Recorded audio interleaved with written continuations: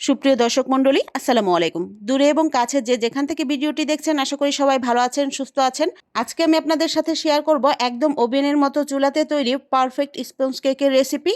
আর পুরো ভিডিওটা ফলো করলে যে কেউ এইরকম স্পঞ্জ কেক তৈরি করতে পারবেন। যারা কখনোই কেক তৈরি করেননি, একদম নতুন অথবা কেক তৈরি করে সফল হননি, তারাও এই ভিডিওটা ফলো করলে একদম পারফেক্টভাবে কেক তৈরি করতে পারবেন। আর এই কেকটা একদম সুপার সফট হবে। ওভেন ছাড়া চুলাতেও যে এই রকম সফট এবং পারফেক্ট স্পঞ্জ কেক তৈরি করা যায় তা আপনি নিজে একবার ট্রাই করলেই বুঝতে পারবেন। আর এই কেকটা আমি তৈরি করেছি চায়ের কাপে মেপে।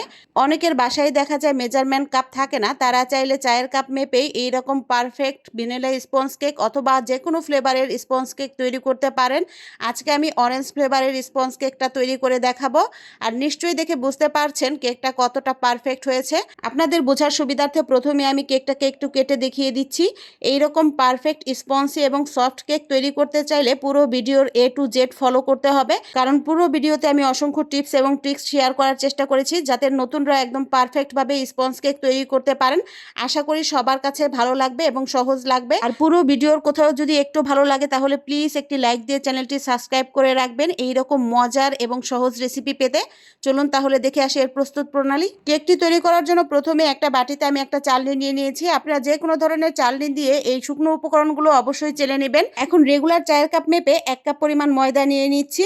আপনারা চাইলে এখানে সাদা আটাটা ব্যবহার করতে পারেন। দিয়ে দিচ্ছি 1 চা চামচ পরিমাণ গুঁড়ো দুধ। গুঁড়ো দুধটা চাইলে আপনারা এখানে স্কিপ করতে পারেন, তবে আমার কাছে মনে হয় গুঁড়ো দুধটা ব্যবহার করলে কেকের টেস্টটা অনেক বেশি ভালো আসে, তাই আমি 1 চামচ পরিমাণ গুঁড়ো দুধ ব্যবহার করেছি। লবণ দিয়ে দিচ্ছি 1/4 চা চামচ। দিয়ে দিচ্ছি 1 চা চামচ পরিমাণ বেকিং পাউডার এবং 1/4 চা চামচ বেকিং সোডা। বেকিং সোডা আর বেকিং পাউডার কিন্তু এক নয়, বেকিং পাউডার একটু বেশি ব্যবহার করতে হয় আর বেকিং সোডাটা একটু কম ব্যবহার করবেন। এখন সবগুলো উপকরণ খুব ভালো করে চেলে নিচ্ছি। সবগুলো উপকরণ খুব ভালো করে চালা হয়ে গেলে দেখবেন চালনিতে কিছুটা গুঁড়ি গুঁড়ি থেকে যাবে, এগুলো ফেলে দিব। এখন সবগুলো উপকরণ খুব ভালো করে একটা স্পুনের সাহায্যে মিশিয়ে নিচ্ছি। চেষ্টা করবেন একটা স্পুনের সাহায্যে এইভাবে মিশিয়ে নিতে, এতে করে কেকটা খুব ভালো হবে এবং সবগুলো উপকরণ খুব ভালো করে মিশে যাবে। ময়দার সাথে সবগুলো শুকনো উপকরণ খুব ভালো করে মিশিয়ে একটা সাইডে রেখে দিচ্ছি। আর নিয়ে নিচ্ছি রুম টেম্পারেচারে থাকা ডিম।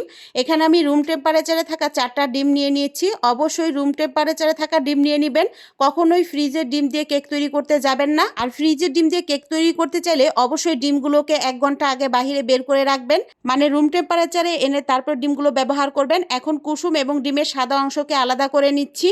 আর এই কাজটা একটু সাবধানতার সাথে করবেন যাতে ডিমের কুসুম ভেঙে সাদা অংশের সাথে মিশে না যায়। ডিমের কুসুম এবং সাদা অংশ একসাথে মিশে গেলে সেক্ষেত্রে ডিমের ফোমটা পারফেক্টভাবে হবে না।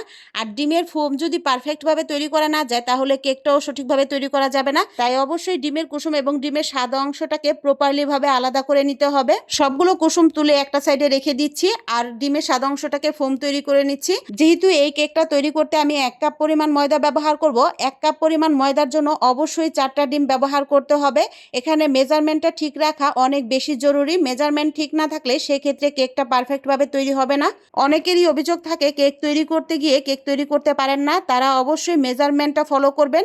সঠিক পরিমাণে মেজারমেন্ট ব্যবহার করলে কেকটা অবশ্যই হবে। এখন দিয়ে নিচ্ছি চিনি। এখানে আমি একই কাপ মেপে 1/2 কাপ পরিমাণ চিনি ব্যবহার করব। চিনির পরিমাণটা আপনারা চাইলে আরেকটু বাড়িয়ে দিতে পারেন যারা মিষ্টি বেশি পছন্দ করেন, তবে আমার কাছে এখানে 1/2 কাপ চিনি যথেষ্ট মনে হয়েছে, তাই আমি এখানে 1/2 কাপ চিনি ব্যবহার করব। আর ডিমের সাদা অংশটা হালকা একটু ফোমি হয়ে আসলেই চিনিটা ব্যবহার করব। চিনিটা আমি একবারে ব্যবহার করব না, 3 থেকে 4 বারে ব্যবহার করব। চেষ্টা করবেন ডিমের ফোমটাকে বিট করতে আর একটু একটু করে চিনি দিতে আর 4 বারে চিনিটাকে ব্যবহার করতে।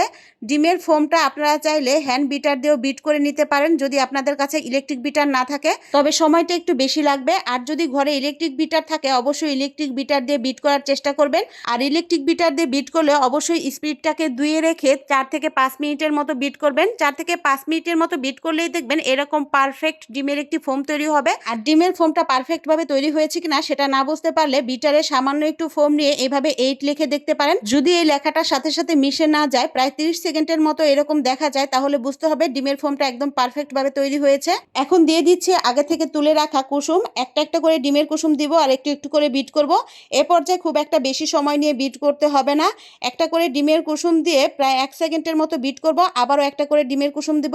এই একই প্রসেসে আমি 4টা ডিমের কুসুম দিয়ে একটু বিট করে নিচ্ছি, আর সবগুলো ডিমের কুসুম দিয়ে 1 মিনিটের মতো বিট করে নিচ্ছি। 1 মিনিটের মতো বিট করা হয়ে গেলে এখানে নিয়ে নিয়েছি সয়াবিন তেল। এখানে আমি 1 টেবিল চামচের মতো সয়াবিন তেল ব্যবহার করছি। স্পঞ্জ কেকে তেল ব্যবহার না করলেও হয়, তবে সামান্য একটু তেল ব্যবহার করলে কেকটা খেতে অনেক বেশি ভালো লাগে, তাই আমি এখানে 1 টেবিল চামচ পরিমাণ তেল ব্যবহার করেছি। তেলটা ব্যবহার করার পর আরও 1 মিনিটের মতো বিট করে এখানে দিয়ে দিচ্ছি এসেন্স। এখানে আমি অরেঞ্জ ফ্লেভারটা ব্যবহার করেছি, কারণ আমার বাসায় সবাই অরেঞ্জ ফ্লেভার পছন্দ করে, তাই আজকে আমি অরেঞ্জ ফ্লেভারের কেকটা তৈরি করব। আপনারা চাইলে এখানে অরেঞ্জ ফ্লেভারের পরিবর্তে ভ্যানিলা এসেন্স ব্যবহার করতে পারেন বা অন্য যে কোনো ফ্লেভারের এসেন্স ব্যবহার করতে পারেন। আর আপনাদের হাতের কাছে যদি এসেন্স না থাকে, সেই ক্ষেত্রে আমরা যে সয়াবিন তেলটা ব্যবহার করলাম ওইটার পরিবর্তে ঘি ব্যবহার করতে পারেন, সেটা খেতেও মোটামুটি ভালোই লাগে। আর যদি এসেন্স থাকে অবশ্যই এসেন্স ব্যবহার করবেন। এখন আমরা চালনিতে আবারও চেলে নিচ্ছে আগে থেকে প্রিপেয়ার করে রাখা শুকনো উপকরণগুলো।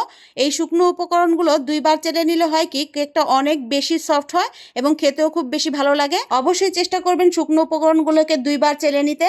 আর যখন আপনারা এই ফোমের সাথে শুকনো উপকরণগুলো মিশাবেন, তখন ফোল্ডিং মেথডে মিশাবেন। একটু সময় নিয়ে আস্তে আস্তে করে মিশাবেন। যদি দ্রুত মিশান সেই ক্ষেত্রে ডিমের ফোমটা নষ্ট হয়ে যাবে, আর ডিমের ফোমটা নষ্ট হয়ে গেলে কেকটা মোটেও ভালো হবে না, শক্ত হয়ে যাবে।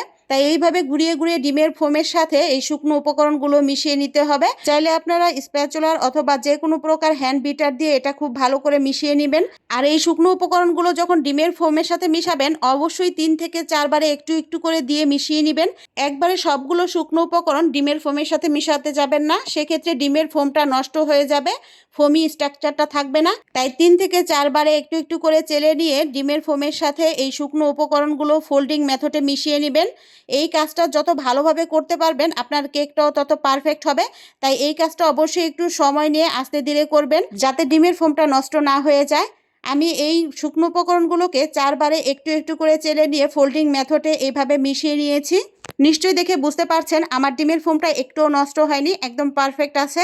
আগের মতো যদি আমি আবারও 8 লিখি সেক্ষেত্রে মিলিয়ে যাচ্ছে না, এটাও প্রায় 30 সেকেন্ডের মতো এইরকমই থাকবে। যখন এরকম একটা কনসিস্টেন্সিতে চলে আসবে তখন বুঝতে হবে কেকের ব্যাটারটা একদম পারফেক্ট হয়েছে। এখন আমি একটা কেক মোল্ডে কেকের ব্যাটারটা ঢেলে নিচ্ছি। আর কেক মোল্ডে কেকের ব্যাটারটা ঢেলে নেওয়ার আগেই কেক মোল্ডে একটা বেকিং পেপার নিয়ে নিয়েছিলাম। কেকের সম্পূর্ণ ব্যাটারটা দিয়ে সামান্য একটু ট্যাপ করে নিচ্ছি, এতে করে কোনো বাবলস ক্রিয়েট হবে না। এভাবে একটু ট্যাপ করে নেবেন। এখন চুলায় একটা হাঁড়ি বসিয়ে 2 মিনিটের মতো প্রিহিট করে নিচ্ছি। আর এ পর্যায়ে চুলার জাল একদম লো হিটে রেখে 2 মিনিটের মতো প্রিহিট করে নেবেন। একটা স্ট্যান্ড বসিয়ে কেকের ব্যাটারটা দিয়ে দিচ্ছি। আর অবশ্যই সিলভারের হাঁড়িতে কেকটাকে বেক করে নেবেন, তাহলে কেকের কালারটা একদম পারফেক্ট আসবে। এইটাকে ঢেকে বেক করে নিব প্রায় 20 মিনিটের মতো। 20 মিনিটের মতো চুলার জাল মিডিয়াম টু লো হিটে রেখে তারপর বেক করে নেবেন, তাহলেই দেখবেন কেকটা একদম পারফেক্টভাবে বেক হবে। 20 মিনিট পর আমার কেকটা একদম পারফেক্টভাবে বেক হয়ে গিয়েছে। আর যদি আপনারা বুঝতে না পারেন সেক্ষেত্রে একটা কাঠি নিয়ে এইভাবে দেখতে পারেন। যদি দেখেন কাঠিটা একদম ক্লিয়ার বের হয় তাহলে বুঝতে হবে কেকটা একদম সঠিকভাবে বেক হয়েছে। এখন চুলা থেকে নামিয়ে কেকটাকে একটু ঠান্ডা করে নিচ্ছি। আর কেকটা একটু ঠান্ডা হলে চারপাশ দিকে একটু ছেড়ে দিবে, কারণ এটা স্পঞ্জ কেক। স্পঞ্জ কেকে চারপাশে একটু ছেড়ে দেয় ঠান্ডা হওয়ার পর, এতে ভয় পাওয়ার কিছু নেই। এখন কেকটাকে মোল্ড থেকে বের করে আমি একটু দেখিয়ে দিচ্ছি কতটা পারফেক্ট হয়েছে। এই স্পঞ্জ কেকটা দিয়ে আপনারা যে কোনো অনুষ্ঠান, বিয়ে অথবা জন্মদিনের কেক ডেকোরেশন করতে পারবেন ইজিলি। এই কেকটা সুপার সফট এবং একদম স্পঞ্জি হয়। অবশ্যই বাসায় একবার ট্রাই করবেন। আর ট্রাই করে থাকলে আমাকে কমেন্ট বক্সে কমেন্ট করে জানাতে পারেন আপনাদের কেকটা কেমন হয়েছিল। আশা করি সবাই একদম পারফেক্টলি তৈরি করতে পারবেন। সবাইকে অসংখ্য ধন্যবাদ জানিয়ে আজকের মতো বিদায় নিচ্ছি। আল্লাহ হাফেজ।